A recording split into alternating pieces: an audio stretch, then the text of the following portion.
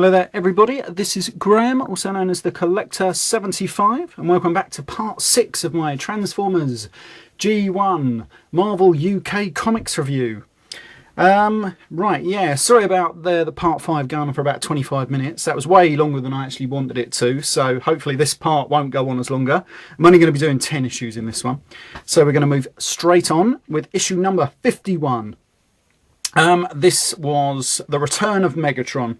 Not the greatest story, I'm afraid, but it does come with this excellent cover of Megatron there, and a nice little rendered version of Donny Finkelberg, I believe his name was.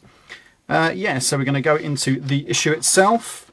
We've got a nice transformation page as usual, and an incomplete Robo Capers there. That was reprinted a few issues later, the proper version, because obviously that was just too late where it went to press and everything. There's not much they could do about it. Yeah, and the story, which is just centres around this guy called Donny Finkelberg. He's on the run from some local villains. Obviously owes him a lot of money. And then he just sort of like, as the story goes on, I'll just show you around here, he sort of falls in this like river where they're chasing him. And then he just finds Megatron, and Megatron blasts them. And then as the story moves on, he discovers that it's Megatron, and he just tells him about the Transformers War and everything, and then just tells him that his brain functions no longer work because of where he fell off the cliff back in issue 28 or wherever it was. Yeah, so he can just only do what he's told basically now. So Donny Finkelberg just goes in on a bit of a crime spree. And that's about all the story is, and it doesn't get much more interesting than that. So I'm not going to go on about it too much. We've got a nice Soundwaves page there, nice little drawing of Devastator. We've got Your Choice, Stock Exchange. What does this guy want? Jazz with all weapons, swap, Soundwave, and Buzzsaw. So we go on. And I believe the backup strip now was robotics, because as usual, Transformers is a robot comic, so they tried to make the backup strip something to do robot related. And then it just got what we got here, Matt and the Cat still going. And then next issue we've got the Transformers Panini sticker album, which I will show you as well. So that was issue number 51. So we move on to issue number 52, which is of course where we have the terrific Panini Transformers sticker album free, which was really cool. Anyway, so we've got the transformation page. This issue as well isn't in very good condition. I've got a nice little bit of sellotape there holding it together. Yeah, and the story goes on. There's Donny Finkelberg now in snazzy gear with Megatron by his side. And the story just wraps up basically where there's a fight and he goes to sort out this bloke who he owes loads of money to. And anyway, if I get the right page, and there's Megatron getting his senses back. But he doesn't kill Donny Finkelberg, which if I was him, I would have just stepped on him. Anyway, so that was the end of that story. One I don't really read too often because I didn't like it. Anyway, so there's the backup strip, still robotics. And there's the back cover missing because I decided to cut it out for some reason. But here, anyway, is the Panini Transformers sticker album. This is my original one from when I was a little child. As you can see, it's very frayed, but it's much loved, and I did complete it. I think I was the only kid in my school to complete it. The final sticker that I needed, which was this one here, I believe. I had to swap quite a few stickers to get that one off him. But I'm glad I did because I completed it. As you can see, it's much loved because I've got sellotape holding the pages together. It was just basically from the cartoons and everything. We just had to collect all the stickers. Yeah, and then we also got a few character profiles like Inferno in there to complete. I enjoyed it. Anyway, so we put that back there. Oh, pardon mate. And just in case anyone else is interested, this is the sticker album from about 3 or 4 years ago. I managed to complete this as well. I just got all the stickers off eBay this time. I just bought them all complete. Saved me fighting about trying to get all the stickers. Yeah, so much the same sort of thing again. And it did come with a poster of Armada in it, which you had to put all the stickers on. Like so, and then you turn it over and it's got the Decepticon side, which I prefer. Nice picture of Shockwave right in the middle. Then we've got a little word search and stuff. And once more we've got character profiles and what have you. You know, it was really good. I enjoyed it, and you know, it's a nice addition. So anyway, we're going to move on with the comics and issue number 53. And also in this issue we get some free Transformers stickers, and I do have an original packet unopened from 1986, and this is it just here, as you can see, unopened. This isn't original from this comic because I opened those long ago. But when I was buying some Transformers once from a guy in Shepperton, he come across some of these and I bought it off him for about 20p. So that was handy, but they'll never be opened. I don't think they're worth that much. You can usually find them on eBay, funny enough. Anyway, and these are some of the stickers from the 2004 edition. So there we go. Just thought I'd show them. Anyway, this is issue number 53. And the introduction of 5 new Autobots. And the story is called Rock and Roll Out. And this is where we see Jetfire getting his Auto brand. This issue just sort of centres around 5 new additions to the Autobots. Who we got here? Smokescreen, Grapple, Hoist, Skids and Tracks. Apparently these are Autobots from Cybertron, but they had their like sparks copied into these crystals and then could be placed inside new bodies if Optimus Prime needed new warriors while he was out defeating the meteorite that was going to destroy Cybertron or something. Bit of a strange story, but you know, they just needed new ways of getting Autobots to the Autobot ranks, I think. Still, there we go. And the Decepticons are just going to hatch in some silly plan about using, was it stealing power from a rock concert or something. A bit ludicrous if you ask me. But from an interview I did see with Bob Budinsky, who wrote most of these early stories, even he said he just couldn't think of any new stories to do really, and he just come out with some really silly ones. And he just didn't know what to do or where to take the story, which is a shame. But as you can see by Simon Furman, he knew where to take it, as we'll see as soon as we get a few more issues on. Anyway, got Sound Waves, another stock exchange, a nice little drawing there, and Robotics is the backup strip still. There we go, and there's Transformers, another advert for them there. So we move on to issue number 54, called Stage Fright, which is part 2 of Rock and Roll Out. Most of these were just US reprints, but we do have an 8-page special teams preview inside, which I do have, and I will show you in a minute after this issue. So there we go, we've still got Robo-Capers, a transformation page, and just, like I say, featured the Decepticons stealing energy from a rock concert. Bit ludicrous, but there's Bumblebee confronting Shockwave and defeats Shockwave by hurling an Energon cube at him and blowing up. And that's it. Not a very good story again, but there's Sound Waves and a nice little picture of Frenzy there. And Robotics, and next issue, the Cokes on Megatron. I don't think many comics will get away with saying that these days. Still, there you go. Anyway, right, that was issue number 54, and this is the Special Teams 8-page preview. I got this through the comic, but also I remember you could get this in local toy shops as well, because I remember seeing loads of them in my local one, Gamblers in Staines. Long time ago. This one is in very bad condition. I've got sellotape holding it together because also it doubled up as a poster. Anyway, but it featured an original story of Optimus Prime and the Protector Bots, and there's a the local power plant, I think it's a Pullen power plant, that's in danger of a landslide or something. So the Protector Bots are there to protect it, but the Decepticons want to steal all its power, so they send the Stunticons and whoever. As you can see there, the Stunticons form in Menasor, and then the Protector Bots form Defensor. And then the Aerobots show up, and then the Combaticons show up to lend a hand. And then it says, to read the explosive conclusion of the sensational Special Teams clash in Marvel's The Transformers, issues 63, 64 and 65, coming soon to a newsagent near you.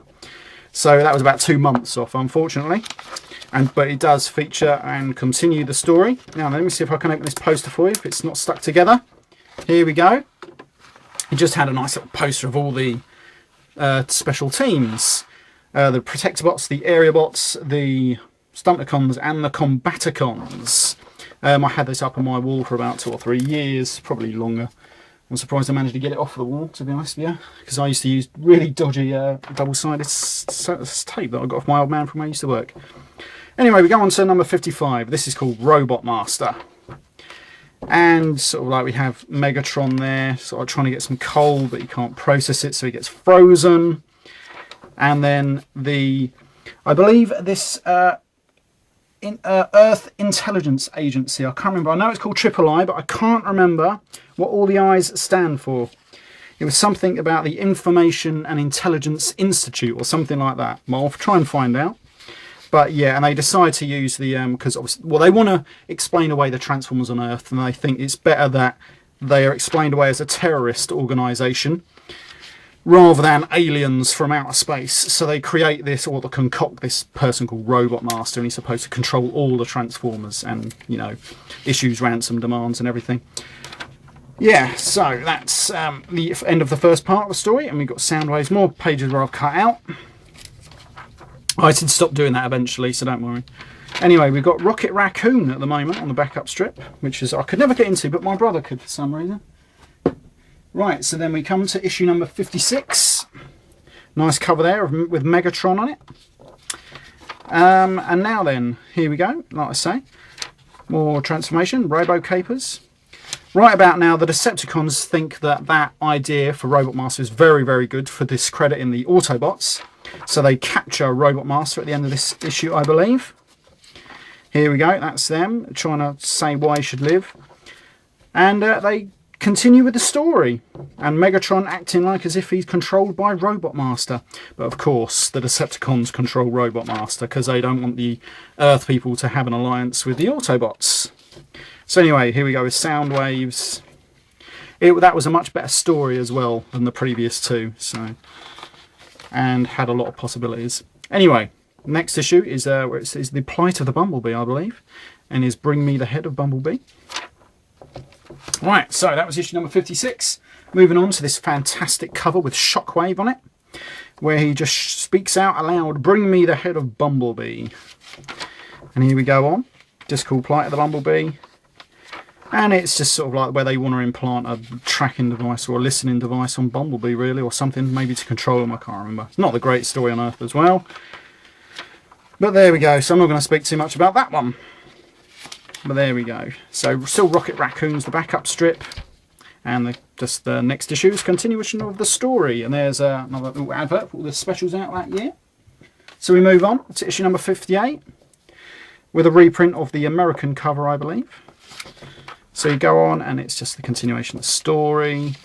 Bumblebee was damaged when the Decepticons attacked him, and these two sort of like carjackers have actually managed to fix him, which is pretty handy. There is more to the storyline, but to be honest, I can't be bothered to go into it too much. It wasn't very interesting. But yeah, in the end, the Bumblebee goes back to the Autobots and everything. So we just continue with the story here. Right, so then we come to the next issue, which is one of, I believe, the new UK original strip, which is going to be called Robot Buster, and was quite a nice little story and led up to the special teams. Here we go, nice transformation page, new Robo-Capers.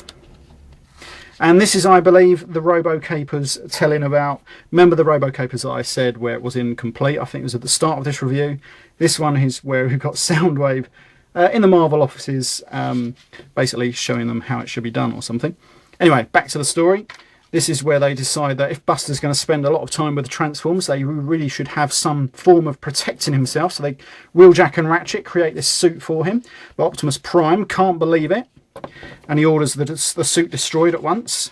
But Buster wants to prove how useful it can be, so he decides to set off to the old Decepticon base to find something of worth to bring back. But the only person there at the time is Rumble, or is it Frenzy, of course. And Buster decides to take on Frenzy by shooting him in the back. He thinks he's took him out, but of course, being a Transformer, it's a lot better than Buster. So he comes back and hits him with his sonic, frequency waves, whatever they're called, can't remember now. And it's literally destroying him, but he manages to push a button, which is an echo cell, and just rebounds it straight at Frenzy, and he takes him out. And then Buster, thinking that he's lucky to survive that, and he better get out of there before he runs into any real trouble. But of course, he then runs into Shockwave, setting up a really good next issue. Anyway, so we're going to continue with this. There's Rocket Raccoon. And here we go. Buster Witwicky fights fire with a fire, and it's flaming useless as he takes on Shockwave. And then this is the Human Who's Who. I think I cut out all the Decepticon Who's Who. But we have friends and allies. We've got Buster Witwicky, Sparkplug Witwicky, Jessie, which I believe is Buster's girlfriend. I knew I'd remember her name sooner or later. GB Blackrock, Bomber Bill, Spider-Man, Sammy Harker from issues, well, a long way back now. And Joy Meadows, the TV reporter from issue number 48. I knew I'd remember her name too. And General Carl Thompson. from issue number 47. And we have enemies and antagonists, which is Circuit Breaker, Robot Master, Professor Morrison, Joey Slick. Oh, it's Joey Flick. Joey Slick, not Donnie Finkelberg. I believe that was a Robot Master. Yeah, Joey Slick. I know someone's going to write in the comments anyway about that. So there we go. And then the final issue of this review, which is number 60, which is just a nice picture of Shockwave holding Buster. Now then, here we go. This is just the issue. Basically, Buster trying to run for his life, well, shot against Shockwave, but he's got absolutely no chance. And he just manages to annoy Shockwave, really. And in the end, well, it's like got a bit of what happened before. And Shockwave getting ever more angry that he just can't seem to get hold of Buster. And in the end, Buster sort of rewires the suit for a big blast to try to take him out. It manages to like disorientate him and knock him over, and the suit is completely destroyed. And Buster, looking worse for wear, is then just grabbed by Shockwave. And Shockwave says, I'm almost impressed, Fressling, but however mighty your weaponry may be, it still pales before the power of Shockwave. In recognition of your credible struggle, I shall make your death swift and excruciatingly painful, as he just proceeds to crush the life out of him. But then the Autobots turn up and stop him.